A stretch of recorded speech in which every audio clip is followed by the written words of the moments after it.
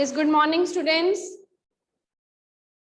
So hope you have gone through the chapter that we have discussed about the Delhi rulers, their expansion and their administration, how they expanded their empire and how they got administration on the territory which they have got under their control, how they were administering the territory.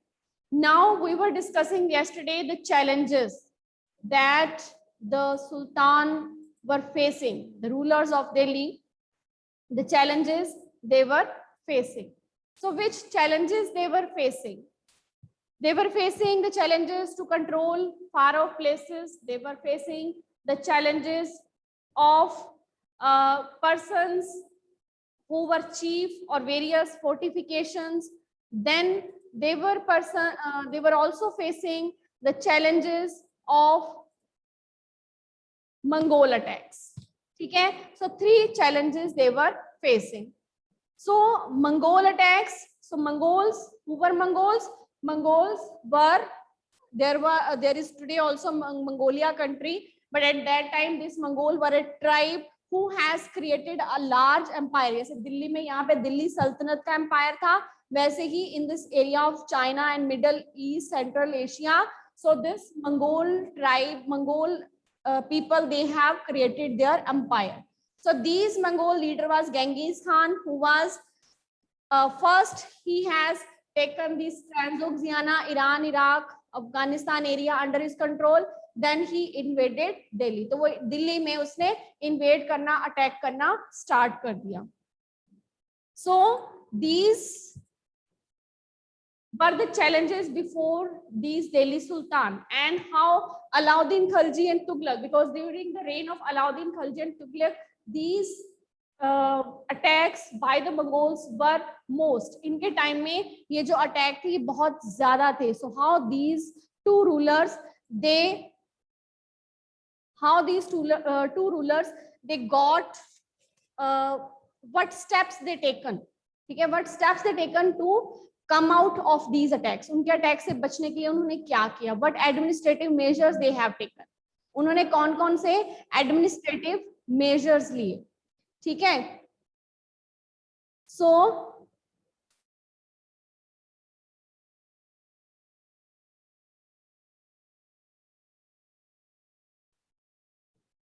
now we will discuss what administrative measures they have taken.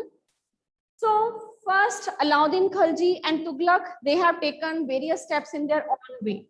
First, both have created a large army. A large army, it was created by Alauddin Khalji to consolidate, to face the attack of these Mongol attack. So he has strengthened his army. Okay? A large army was being maintained by Alauddin Khalji, and large army was being maintained by Tughlaq also. And Tughlaq, when Mongols attacked on Tughlaq, so he defeated Mongols. So then Tughlaq became more confident. Tughlaq confident हो गया कि yes, now अब मैं Mongols को हरा सकता हूँ. तो he also planned to attack on Transoxiana. तो Transoxiana जैसे कि हमने डिस्कस किया अभी ईरान इराक वाला जो एरिया था, तो वहां पे ठीक है ईरान जो जैसे कि अभी वहां पे उज्बेकिस्तान और तजाकिस्तान भी उसी एरिया में है. ठीक है, तो वहां पे अटैक करने के बाद तो उसने वहां पे अटैक करने की सोची मोहम्मद तुगलक ने. तो उसने उसके लिए भी अपनी आर्मी जो थी वो प्रिपेयर की. यस नीचे तो this was the largest empire in history. Mongol empire जो था वो बहुत बड़ा एम्पायर था. ठीक है, अब उस पे उसने ये तुगलक ने अटैक करने की सोची कि मैं इन पे अटैक करूंगा. अब अलाउद्दीन खिलजी ने आर्मी बना ली, तुगलक ने भी बना ली. ठीक है, तो अलाउद्दीन खिलजी ने गैरिसन टाउन, एक और नया गैरिसन टाउन उसने कंस्ट्रक्ट करवाया सीरी में. ठीक है, सीरी में उसने गैरिसन टाउन कंस्ट्रक्ट करवाया. और तुगलक ने क्या किया? तुगलक ने जितने भी ओल्ड सिटीज थे दिल्ली के उनको एम्प्टी करवा दिया. पीपल्स को कहाँ भेज दिया गया? लोगों को दौलताबाद जो साउथ में, यहाँ दिल्ली से दौलताबाद भेज दिया गया. दिल्ली से साउथ, यहाँ पे दिल्ली है. ठीक है, तो दिल्ली से साउथ में यहाँ पे दौलताबाद, इधर साउथ में भेज दिया गया कि आप वहां साउथ में शिफ्ट हो जाओ. तो सभी लोगों को साउथ में भेज दिया गया. तो एम्प्टी करवा लिया उसने सिटीज को और वहां पे सोल्जर्स को अपॉइंट करवा दिया, सोल्जर्स के रहने की वहां पे जगह बना दी। इसने तो नया गैरिसन टाउन ही एस्टेब्लिश करवा लिया था सीरी, ठीक है। तो ये इसने स्टेप्स लिया, ये स्टेप इसने लिया। अब जो सोल्जर्स को नए नए सोल्जर्स उन्होंने अपॉइंट किए हैं, तो उन सोल्जर्स के लिए सारे उनके फूड का अरेंजमेंट करने के लिए, जो हमारे वेपन्स, उनके लिए सारा जो उसके रिसोर्सेज है उसके लिए खर्चा भी करना पड़ेगा। अब उस खर्चे को कवर करने के लिए राजा ने अपने खजाने को कैसे भरना है, तो उसके लिए क्या किया, अलाउद्दीन खिलजी ने टैक्स लगाना स्टार्ट कर दिया। उसने 50% टैक्स लगाया, कहाँ पे, जो गंगा यमुना दोआब के रीजन में जो लैंड रेवेन्यू था उसने 50% कर दिया, ठीक है। तो 50% tax was to be collected from land of Ganga Yamuna Doab, क्योंकि गंगा यमुना दोआब का जो एरिया है वो बहुत फर्टाइल है, ठीक है। वहां की जो लैंड है वहां पे एग्रीकल्चर प्रोडक्शन बहुत ज्यादा होता है, तो इसलिए वहां के लोगों पे जब उसने लगाया तो वो लोगों से उसने इजीली ले भी लिया, ठीक है। और तुगलक ने क्या किया, तुगलक ने बहुत सारे और एडिशनल टैक्सेस सभी लोगों के ऊपर लगा दिए। इसने सिर्फ गंगा यमुना दोआब के रीजन पे 50% लगाया, इसने एडिशनल टैक्सेस लगा दिए, ठीक है। और उसने एडिशनल टैक्सेस, और जिसके की बाद उसके एरिया में इतने ज्यादा एडिशनल टैक्सेस लगा दिए कि लोगों को इतने टैक्सेस देने के बाद अपनी जरूरतें पूरी करने के लिए भी नहीं बचता था उनके पास, ठीक है। तो इतनी फेमाइन की कंडीशन वहां पे हो गई थी। उसके बाद अब यहाँ पे सोल्जर्स को सैलरीज भी देनी थी, जो सोल्जर इतने सारे पॉइंट किए हैं, तो उन सोल्जर्स को पेमेंट कैसे करनी थी, ठीक है। तो अलाउद्दीन खिलजी ने क्या किया, अलाउद्दीन खिलजी ने सोल्जर्स को पेमेंट कैसे की, इक्ताज में। इक्ताज मतलब लैंड, पहले भी हमने इक्ताज के बारे में पढ़ा है। तो वो इक्ता जैसे इक्तादार थे पहले, ठीक है। फेमाइन मतलब कि वहां पे सूखा पड़ गया बिल्कुल, ठीक है, कि वो अपनी लैंड के लिए जो प्रॉपर अरेंजमेंट्स थे वो अरेंजमेंट नहीं कर पाए, ठीक है, वो टैक्स ही भरते रह गए। तो इतना वहां पर कि उनके पास अब बारिश भी नहीं, सूखा फेमाइन भी पड़ गया, तो इतने टैक्सेस को वो दे भी नहीं पाए, उनके लिए मुश्किल हो गया इतने सारे टैक्सेस को देना, ठीक है। जबकि यहाँ पे तो उसने इजीली अपना सारा खर्चा जो था टैक्सेस, गंगा यमुना दोआब वहां पे कोई पानी की भी प्रॉब्लम नहीं है, तो वहां से उसने इजीली कलेक्ट कर लिया। लेकिन जब यहाँ पे फेमाइन आ गया तो वहां पे उसके लिए टैक्स कलेक्ट करना तो और मुश्किल हो गया, ठीक है। और यहाँ पे जब उसने सैलरीज पे करने की बात आई तो उसने इक्ताज दी, इक्ताज मीनिंग लैंड, ठीक है। तो उसने लैंड देनी शुरू कर दी। अब ये लैंड उन सोल्जर्स की प्रॉपर्टी थी, तो अब जो वहां पे डिफरेंट ट्रेडर्स थे, अब राजा ने ये भी सोचा कि अब हर सोल्जर के पास लैंड है, तो इस लैंड को अब जो ट्रेडर्स हैं, जो चीजें बेचने वाले हैं, तो वो ये सोचेंगे कि अब सोल्जर्स हमें ज्यादा पैसे दे सकते हैं क्योंकि उनके पास पैसे हैं, लैंड के बदले में वो कोई भी चीज ले सकते हैं। तो लेकिन राजा ने सभी चीजों के प्राइस फिक्स कर दिए, ठीक है, मतलब मैक्सिमम प्राइस फिक्स कर दिया कि इससे ज्यादा कोई प्राइस नहीं ले सकता।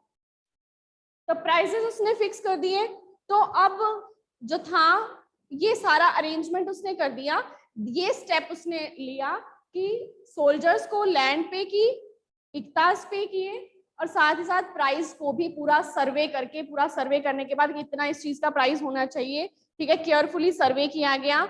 और जो प्रिस्क्राइब्ड रेट था, गवर्नमेंट ने प्रिस्क्राइब किया था कि इतना रेट, इस चीज का इतना रेट होना चाहिए, ठीक है। तो प्रिस्क्राइब्ड रेट था, जो उससे ज्यादा पे बेचता था उसको पनिशमेंट दी जाती थी। अब मोहम्मद तुगलक ने क्या किया, उसने सोल्जर्स को कैश में सैलरीज पे की। कैश मतलब उस टाइम पे जो करेंसी चलती थी, उस टाइम पे क्या करेंसी चलती थी, उस टाइम पे कॉइन्स थे गोल्ड और सिल्वर के, ठीक है, गोल्ड और सिल्वर के कॉइन्स चलते थे। लेकिन मोहम्मद तुगलक ने गोल्ड और सिल्वर के कॉइन्स बनाने की बजाय उसने एक चीप मेटल के कॉइन्स बनाने शुरू कर दिए, ठीक है। चीप मेटल्स के कॉइन बना के उन कॉइन्स में उसने करेंसी बना, क्योंकि करेंसी कम हो गई, सोल्जर्स को सैलरी देनी थी, करेंसी उसके पास कम थी, तो उसने और चीप मेटल की करेंसी बना ली, ठीक है। अब सैलरीज वो दे रहा है सोल्जर्स को, ठीक है, सोल्जर्स आगे उससे अपनी चीजें भी परचेज कर रहे हैं। अब उसने किया क्या, टोकन करेंसी का मतलब कि जो गोल्ड और सिल्वर के कॉइन्स पहले लोगों के पास हैं, अब मेटल के कॉइन्स भी उसने बना दिए, लेकिन वैल्यू सबकी सेम, ठीक है। जैसे मेरे पास अगर गोल्ड और सिल्वर का कॉइन है और अगर मेटल का कोई कॉइन है तो दोनों की वैल्यू सेम है, तो मैं क्या करूंगा, गोल्ड का अपने पास संभाल लूंगा और मेटल का अगर मुझसे टैक्स लेना है तो मैं टैक्स जो था वो मेटल के कॉइन में टैक्स दूंगा, है ना। मेटल के कॉइन में टैक्स मैं दूंगी और जो गोल्ड और सिल्वर का वो मैं संभाल लूंगी।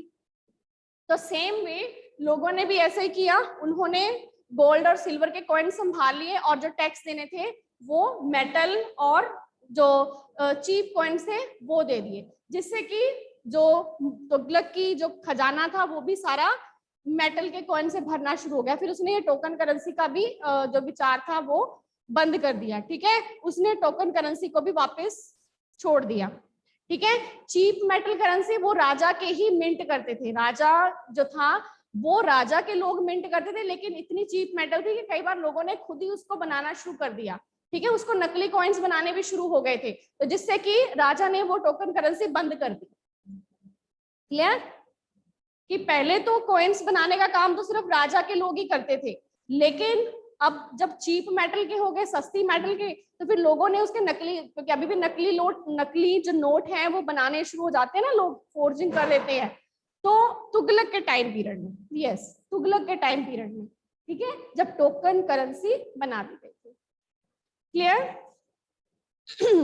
अब ये जो अलाउद्दीन खिलजी के मेजर्स हैं, इनको कहा जाता था कि ये जितने मेजर है काफी सक्सेसफुल है, ठीक है। और जितने हिस्ट्री लिखने वाले हैं उन्होंने इसके जितने स्टेप्स हैं उनकी प्रेज की है कि इसने जो भी स्टेप्स लिए बड़े अच्छे लिए।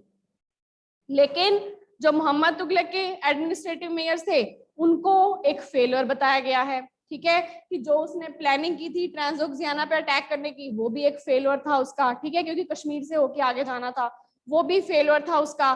फिर वो उसने अपना वापस ले लिया प्लान, ठीक है। फिर उसके ये जो शिफ्टिंग था, उसने अपनी कैपिटल शिफ्ट की दौलताबाद में, वो भी उसका फेलियर था, ठीक है। टैक्सेस उसने ज्यादा बढ़ा दिए, वो भी उसका फेलियर हो गया। लोगों ने रिबेल कर दिया वहां के एरियाज में। फिर जो उसने टोकन करेंसी बनाई वो भी उसका फेलियर था। Clear, any doubt till this? और इसी के साथ एक और चीज है कि चाहे तुगलक के बहुत सारे फेलियर रहे हैं, लेकिन फिर भी उसकी एक चीज ये थी कि उसने कम से कम प्लानिंग की थी मंगोल्स के ऊपर अटैक करने की। मंगोल जो कि इतना बड़ा उस टाइम पे एम्पायर था, उसने उनके ऊपर अटैक करने की कोशिश की थी। किसने? मोहम्मद तुगलक ने, ठीक है। उसके बाद इसी चैप्टर का लास्ट टॉपिक है कि ये जो दिल्ली सल्तनत थी 15th और 16th सेंचुरी में कैसी थी। 15th और 16th सेंचुरी में डिफरेंट जो न्यू रूलर्स थे, न्यू डायनेस्टीज थी, ठीक है, वो डायनेस्टीज नहीं, न्यू रूलर्स उस टाइम पे आ गए थे, ठीक है। You can write your queries in chat box बेटा।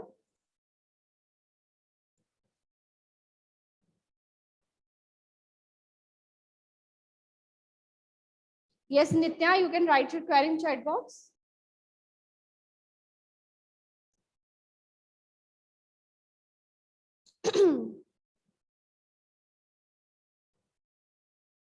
So after this, in 15th and 16th century, ठीक है, 15 और 16th सेंचुरी में यहाँ पे बहुत सारे न्यू रूलिंग ग्रुप्स आ गए और कई नए राजपूत और अफगान रूलर्स भी आ गए। Yes, both of these ruler, Alauddin Khalji and this Muhammad Tughlaq, both fought with Mongol, ठीक है, under the leadership of Genghis Khan, ठीक है। और at that time gold and silver coins were in, gold और silver के coins चलते थे, ठीक है। जहां बाकी राजा, जैसे हमने कहा ना कि रजिया सुल्तान ने भी अपने नाम के कॉइन्स बनवाए थे, है ना, तो उस टाइम पे कॉइन्स चलते थे, कॉइन्स की अलग अलग वैल्यू होती थी। और सेम उसने मेटल के कॉइन बनाने शुरू कर दिए थे, तो वो की टोकन करेंसी थी। अब यहाँ पे न्यू जो रूलिंग ग्रुप्स, कई दिल्ली सुल्तनत जैसे लोधी डायनेस्टी थी, फिर उसके बाद सईद डायनेस्टी, उनके बाद कई नए रूल जो थे जिन्होंने के दिल्ली के ऊपर रूल किया, उसमें से एक जो रूलर है वो कि शेरशाह सूरी के बारे में हमें इंफॉर्मेशन है कि शेरशाह सूरी ने 1540 से 1545 तक वहां पे रूल किया। पहले तो एक बिहार में एक छोटा सा मैनेजर, उसने एज ए मैनेजर काम करना शुरू किया था, ठीक है। लेकिन बाद में उसने मुगल एम्परर, जो कि हम नेक्स्ट चैप्टर में मुगल एम्परर्स के बारे में पढ़ेंगे, तो उसने मुगल एम्परर को हरा दिया था, ठीक है। और फिर उसने दिल्ली के ऊपर कैप्चर करके अपनी डायनेस्टी एस्टैब्लिश की थी फॉर 15 इयर्स। 15 साल तक उसने अपनी डायनेस्टी एस्टैब्लिश की थी शेरशाह सूरी ने। क्लियर। और उसके बाद उसने जो उसके जैसे कि हमने कहा ना कि अलाउद्दीन खिलजी के एडमिनिस्ट्रेटिव मेजर बहुत अच्छे थे, उसी तरह शेरशाह सूरी के भी जो एडमिनिस्ट्रेशन करने का वे था बहुत अच्छा था। वो लेटर ऑन जो उसके बाद मुगल एम्परर्स आए तो उन्होंने भी उसको फॉलो किया। बहुत सारे जो उसके एडमिनिस्ट्रेशन के मेजर्स थे तो उन्होंने उसको फॉलो किया, जैसे कि अकबर ने बहुत शेरशाह सूरी के बहुत सारे स्टेप्स को फॉलो किया। और इसी में एक लास्ट पॉइंट जो नेक्स्ट है, तो ये this is all about the Delhi sultans, their rule, their administration and their consolidation. And now the next last one there is key other than India. So this is all about Indian that we are studying कि India continent में क्या हो रहा था और उसी time Europe में क्या हो रहा था। उस टाइम जब यहाँ पे इंडिया में दिल्ली सल्तनत थी तो उस टाइम यूरोप में फ्रांस के एरिया में 3 ऑर्डर्स थे। ठीक है, 3 ऑर्डर्स मतलब 3 तरह के ग्रुप लोगों 3 तरह के ग्रुप थे पीपल के, 3 तरह के लोग थे। अब उसमें से एक लोग थे हु वर प्रे, जो प्रे करते थे। ठीक है, जो चर्च में प्रेयर करते थे, जो वहां पे पादरीज होते थे। तो वो चर्च में एक तो वो लोग हो गए, जैसे यहाँ पे इंडिया में प्रीस्ट जो प्रेयर करते थे। ठीक है, इसी तरह वहां पे भी जो चर्च में प्रेयर करते थे पहला ग्रुप उनका हो गया। सेकेंड ग्रुप किसका हुआ, जो बैटल्स फोर्ट करते थे, जो लड़ाइयां लड़ते थे। थर्ड ग्रुप किसका हुआ, जो पीजेंट्स थे, जो किसान थे। ठीक है, तो 3 तरह के लोग थे उस टाइम की सोसाइटी में। और जो मोस्टली लड़ाइयां लड़ते थे उनको नाइट्स भी कहा जाता था, बाद में उनको नोबल्स भी कहा जाने लग गया।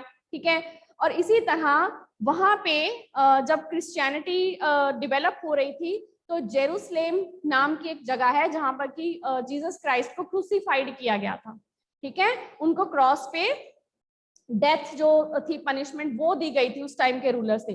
तो उन्होंने जो वहां के चर्च के थे पैट्रोनाइज, जिन्होंने चर्च को पैट्रोनाइज किया था, तो उन्होंने कहा जो भी लड़ाइयां लड़ रहे हैं कि आप जेरूसलेम में जाओ। तो जेरूसलेम में मुस्लिम रूलर्स, तो जेरूसलेम इधर अरेबिया, हमारे इंडिया के इधर वेस्ट की तरफ अरेबिया कंट्री है, तो उसी तरह पर उसी जगह पर जेरूसलेम सिटी है। तो वो सिटी पे मुस्लिम रूलर्स थे उस टाइम पे। तो उन्होंने कहा कि मुस्लिम रूलर से आप अपने जेरूसलेम को फ्री करवाओ, क्या जेरूसलेम को अपने कब्जे में लो, क्योंकि वो हमारे जीसस क्राइस्ट की जगह है, तो हमें वो हमारे पास होनी चाहिए।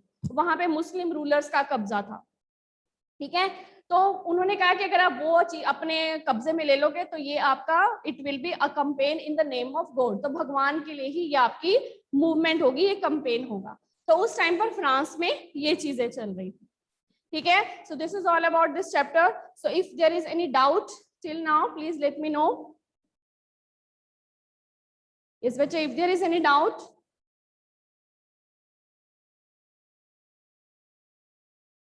Okay, so let's continue with the question answers of this chapter. So first tell me the answer of first question. Which ruler first established his rule at Delhi? Yes, Rishita.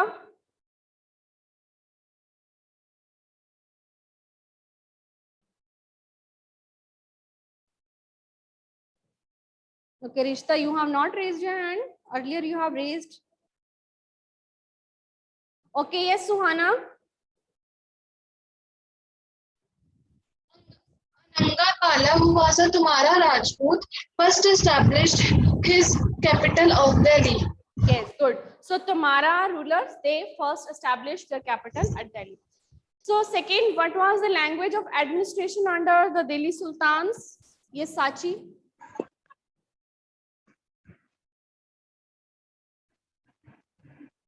Sachi. Ma'am.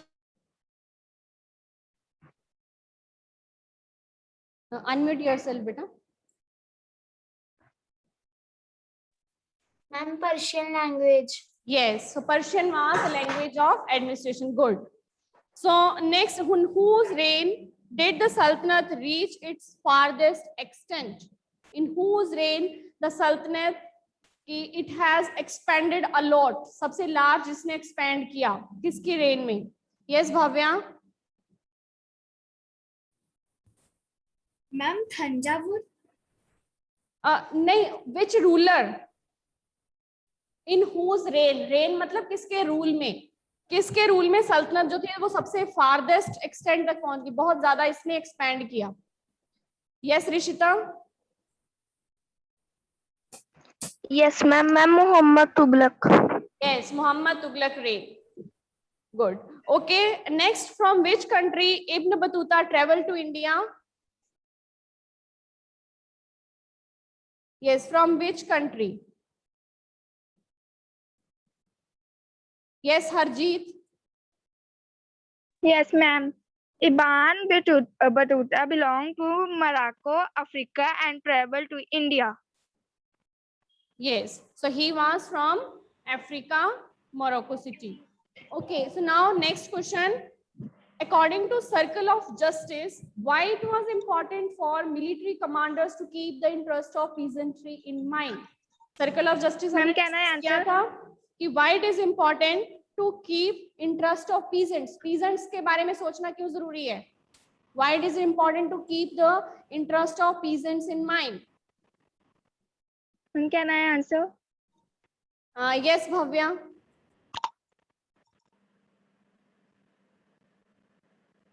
Bhavya, earlier you was not able to answer, so now you can give. Yes, ma'am. Military commanders were keep interest in the minds of peasants, because if they will not keep interest in their minds, then the peasants will not give revenue, and with the help of revenue, the soldiers were given the salaries. Yes, very good. So we have discussed the Circle of Justice. According to Circle of Justice, if the soldiers, they have to get the salaries will come from revenue will come from peasants, and peasants can give revenue only when they are prosperous and happy, and they will be prosperous and happy only when king is doing justice. Okay, so for this, the king, they have to keep in mind the interest of these peasants, because if these peasants are happy, only then they will be able to give land revenue. With that land revenue, then the king will be able to keep his soldiers and give to them. Clear? Okay, yes. Next question. What is mean by internal and external frontier? Yes, the student who has not given any answer. Yes, Navya.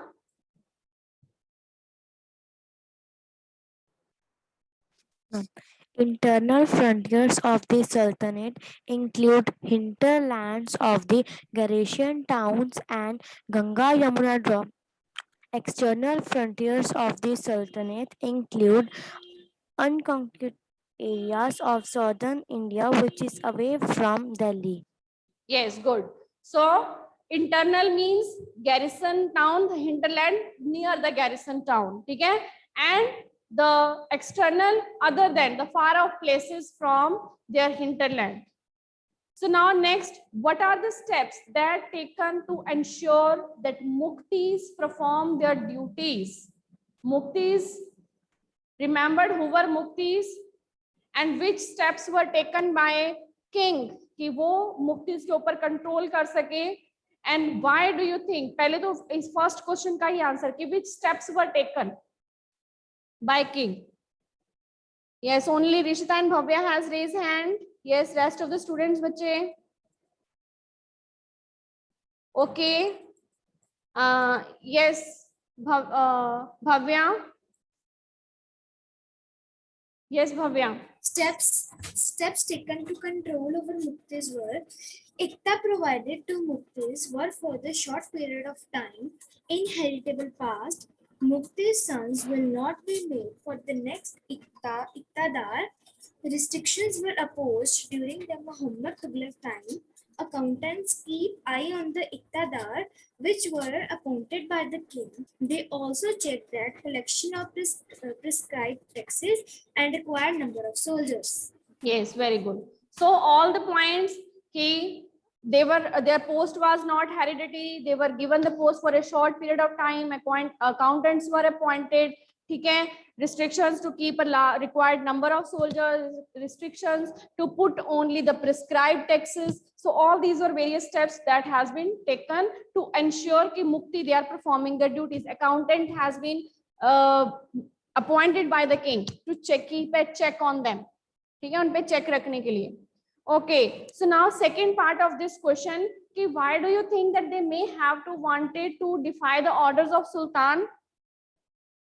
कि आपको लगता है कि वो सुल्तान के orders को मना कर सकते थे कि they may have wanted to defy the orders of Sultan? Yes? Anyone? They can't defy. क्यों? Because सुल्तान उनको अगर करेगा तो they will punish them. सुल्तान उनसे उनकी पोस्ट वापस ले लेगा अगर वो रिबेल करेंगे. ठीक है, so they may have wanted to defy the orders of Sultan. They can't. Yes, Bhavesh, you can give.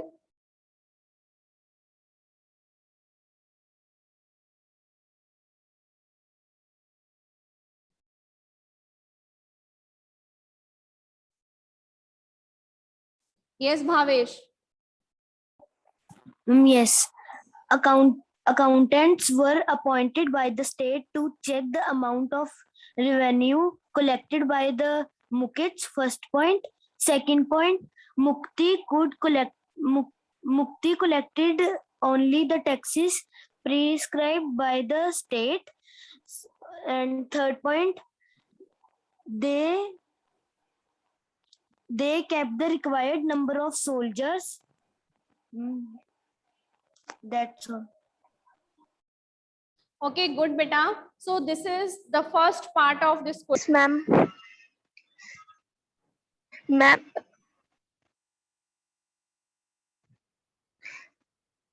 Yes, Rishita. Ma'am, they wanted to deny the orders of the Sultan because the harsh conditions of service was rigorously imposed during the regions and their appointment was temporary. Yes, so because of all these conditions, restrictions, they wanted to defy. ठीक है, कि कई बार वो सुल्तान के orders को मानने से मना करना चाहते थे, इसीलिए कि why they wanted. So now next is the what was the impact of Mongol invasions on Delhi Sultanate? कि Mongols they attacked on Delhi Sultanate. So what was the effect of Mongols? Mongols ने attack किया तो उसका क्या result हुआ? What was the impact of Mongols attack? Yes, other than Rishita, any other student? I have told you to find out the answer. We will discuss tomorrow, है ना? Yes, Suhana.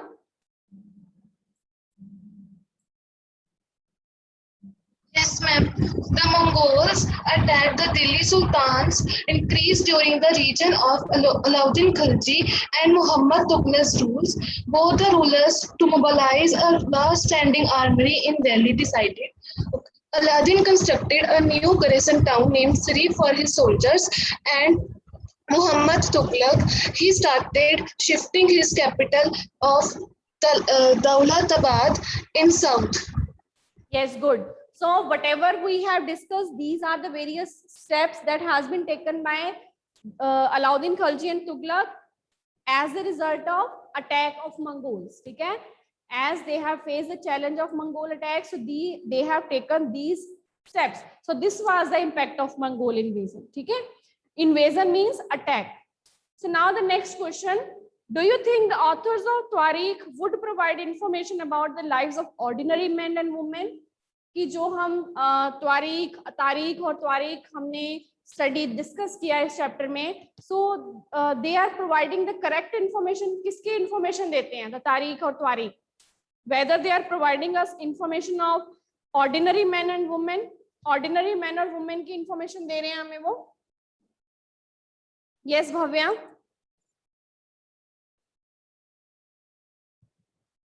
Yes, ma'am. Tariq and Tariq told the histories about the sultans which were written in the Persian language. They had been written by the learned men. Yes, so they are written by the authors and question है बच्चे कि क्या वो ordinary man और women के बारे में बता रहे हैं, ये इट इज करेक्ट कि वो सिर्फ सुल्तान की लाइफ में बता रहे हैं, ठीक है, सुल्तान के, क्योंकि उन्होंने लिखा ही सुल्तान के बारे में है ना, जो तारीख और त्वारीख के ऑथर्स है उन्होंने सुल्तान के बारे में लिखा उनकी प्रेस करने के लिए ताकि उनको सुल्तान से रिवॉर्ड मिले, तो उन्होंने ऑर्डिनरी मैन और वुमेन के बारे में तो लिखा ही नहीं है, बहुत कम इंफॉर्मेशन हमें मिलती है. Okay, so now the next question, Razia Sultan was unique in history of Delhi Sultanate. Yes, so you have to do question till 9 only, okay? So till 9 question you will write in your notebooks. So if there is any doubt of these questions, from these questions, is there any doubt? Okay, then thank you students, complete these questions on your notebook, okay? And revise the chapter thoroughly. Okay, so we will continue with the next chapter tomorrow. Thank you, beta. Take care.